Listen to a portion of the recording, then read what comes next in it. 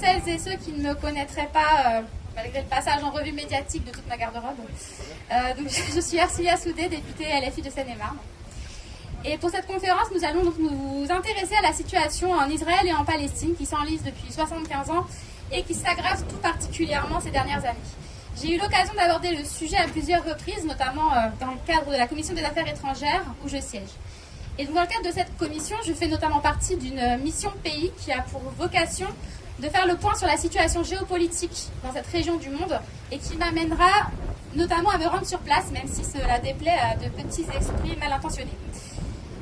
75 ans de conflit, je mets des guillemets, j'utilise ce terme faute de mieux, en fait, au vu de l'inégalité du rapport de force de la situation locale.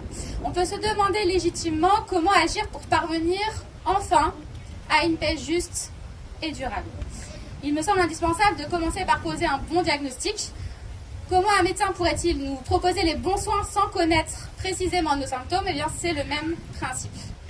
Pour réfléchir à cette question complexe, nous avons avec nous 3 brillants intervenants.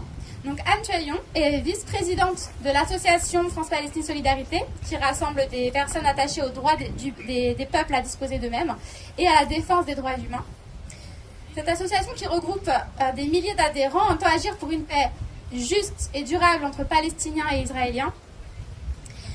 Une paix fondée sur l'application du droit international qui assure l'égalité des droits. Thomas Vescovi est historien de formation et chercheur indépendant. Il a écrit L'échec d'une utopie, l'histoire des gauches en Israël. Thomas Vescovi travaille notamment sur la société israélienne, ses relations avec la société palestinienne et son rapport à l'histoire. Et enfin, Rima Hassan, juste à ma gauche, est juriste et fondatrice de l'Observatoire des camps de réfugiés qui étudie, enquête et sensibilise sur ces lieux qui regroupent des personnes exilées à travers le monde. Rima Hassan a elle-même grandi dans le camp de réfugiés palestiniens de Nerab en Syrie et est diplômée d'un master en droit international et organisation internationale.